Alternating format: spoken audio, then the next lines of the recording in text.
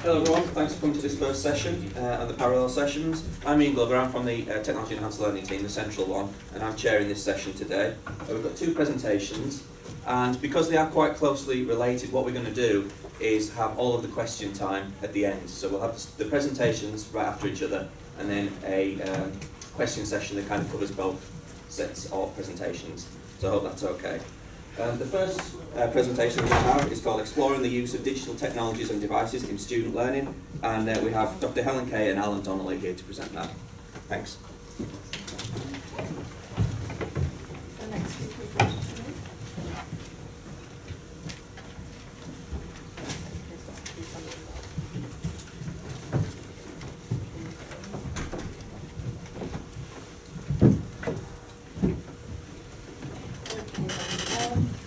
I'm just going to start off and talk about how this particular survey, because we did a survey of students, came about.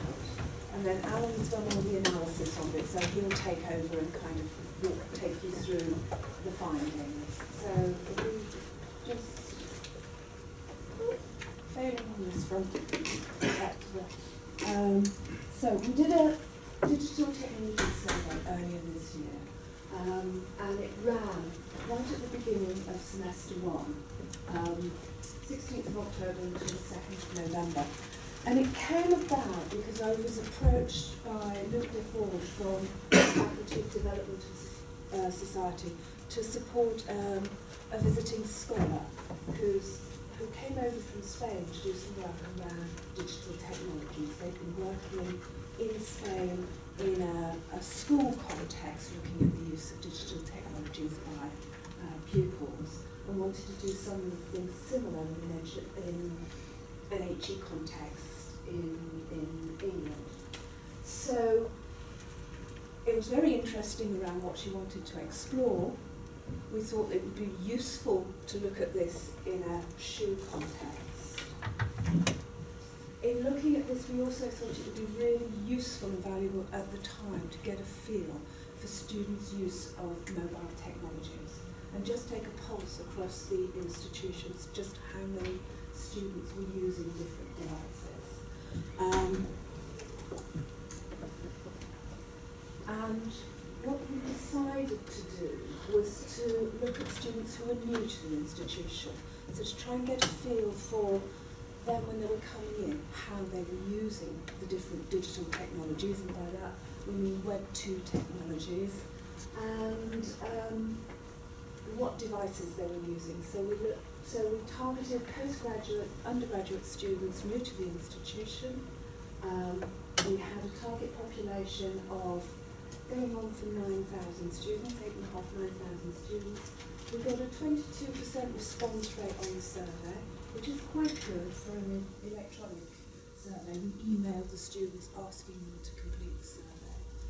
And we've got almost 2,000 respondents, so across the institution at postgraduate, undergraduate level, and those students roughly mirror the target population. So we've got a nice feel for the students and the use of technologies and devices. So Alan's going to go through now and talk through the results of the survey. Okay, so one of the first questions that we asked was basically just the ownership of the devices, and we found that the majority of respondents stated that they owned either a smartphone or a laptop. So over 90% reported that they own a smartphone, and just under 90% reported they own a laptop. 85% reported that they own both. The percentage of ownership for tablets and iPads was slightly smaller, in 46%, but 41% of all the respondents actually owned all three. So the main emphasis from this graph is that smartphones and laptops almost have the most potential for them to be used as learning devices. And there was some variation. Those findings were effectively largely consistent across the faculties, apart from the ownership of tablets and iPads, which was higher in SBS, where 52% stated they own a tablet or an iPad, compared to 43% of ACEs or DNS. So the second question we asked was the importance to the students, how important these devices are going to be for achieving academic success. So although the majority of students own either smartphone or laptop, we found that there were differences in the amount of importance that the students felt, how they'd be for the academic success. So over 90% of the respondents felt that laptops were either going to be extremely important or very important for their academic success, compared to only, for the same two responses, only 50% for smartphones, and obviously an even smaller percentage for tablets or iPads. So this suggests that perhaps laptops are going to be used in different ways. And this links to the next question, where we asked, we looked at which devices were used by students to access the digital technologies. And what we found was that laptops were used to access the majority of the digital technologies that we looked at,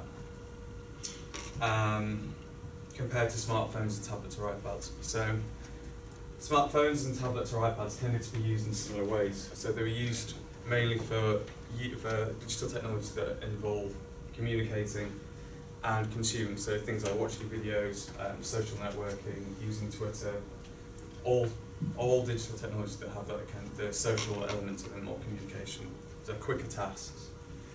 In comparison, laptops were used, as I said, for the majority of them, but the main difference was it was used for things that actually involved more creation, so creating presentations, being used for, say, screencasting.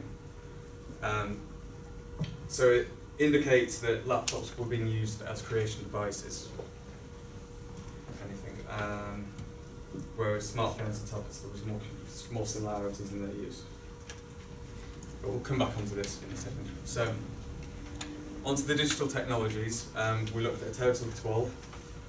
We found that the majority of respondents stated that they used social networking, video tools, so something like YouTube, synchronous tools, something like Skype, photo sharing tools, microblogging or presentation tools. So all of those ones, over 50% of the respondents said that they used them. In comparison, among those that were less commonly used were things like blogging, professional networking, web-based response systems, and screencasting. Okay. So when we asked the students what they would tend to use these digital technologies for, we were able to categorise them into 4 separate groups. So we have the the digital technologies that we use for educational purposes only, so presentation, professional networking, screencasting, web-based response systems, and wiki tools. We have the ones that we use for educational and interest or entertainment purposes, and then the bottom 2 are more socially oriented or entertainment purposes. And if you, on the previous slide, so the digital technologies that we use the most were the ones, mainly the ones at the bottom, so the ones that are mainly socially orientated. So the top 5 digital technologies that we use are social networking, video tools, synchronous. Obviously video tools is the exception, but that's because I think YouTube is used for so many different purposes, educational and for entertainment. Yeah, okay. So the next question was, we asked the students how confident they were about using these digital technologies in their university studies. And there was a clear link between the usage and the confidence of using these digital technologies in their university studies. So the top 5 ones, again, are those that are digital technologies that are socially orientated or entertainment, or used for entertainment purposes. So again, video, social networking, synchronous tools. And the ones at the bottom tend to be the ones that we use mainly for educational purposes. So, yeah, so students were least confident about using the digital technologies that were also least commonly used and linked to education. However, it's important to note that a lot of the responses were in that middle band. So if you, on the right-hand side of each bar, you'll see that the light blue colour, which represents moderately confident. So it shows you that there's a lot of responses found were in that middle band. So perhaps they were neither, too confident or not too confident. So there is some confidence there that could be worked with, I suppose, moving forward. Yep. And then finally, the last question we asked was about the expectations of and the level of importance that these students placed on using the digital technologies in their university studies. And what we found was that, so presentation tools and video tools, over 50% expected to use them. And when I say expected to use, these are the top 2 responses on that scale. So they reported either that they would definitely expect them to use them or probably use them. Aside from these 2, the majority of them, students, almost were quite unclear, or there's a lack of certainty about whether or not they were going to be used in an educational context. The presentation and video tools were also the two digital technologies that were more widely used that were used for education. So clearly for these 2, a lot of the students that are coming in have had some experience of using them before, and perhaps they can, because they have this familiarity with using them, that they're then able to sort of determine how important it's going to be for using them at university. But there does seem to be this perhaps ambiguity over how digital technologies could be used in an educational context.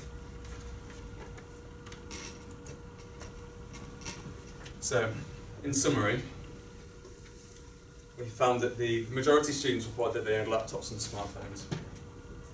However, laptops were perceived to be the most important device for academic success, and they were used for a wider range of purposes, especially tasks around creating information and for educational reasons. And students appeared to be confident using many of the digital technologies in the social context, but this didn't necessarily translate over into the educational context. And it's really almost looking at whether or not students will go on to whether or not the students will go on to use their experience of it in one context and use it in another. We found that the digital technologies that were primarily used for educational purposes were least commonly used, were accessed less frequently, and they were accessed mainly by laptop compared to those digital technologies that were used for social and entertainment purposes, which were used more commonly, more frequently, but accessed by laptop, smartphone, and tablet and iPad. So I suppose one of the questions to think about is, to what extent can you say that smartphones or tablets and iPads be used in different ways, to really enhance their experience or to enhance their learning? Another question that we asked, which we haven't covered in this, was asking how important it was for different students to use their handheld mobile device for different tasks. And they basically responded that they felt that it would be very important to access things like Blackboard, accessing library resources, checking grades. So on one hand, they clearly think that it's going to be important to use these handheld mobile devices for almost tasks that are quicker, more immediate, easy to use, almost perhaps related to more of the organisation of assignments or communication. But they don't seem to be using them in ways that are going to benefit the education directly. So, the question is, how can we exploit this knowledge in our academic practice? Okay, thanks for that. We have time until the very end because the 2 presentations are quite closely related, or at least they have similar themes in there. So we'll have questions for both sets at the end.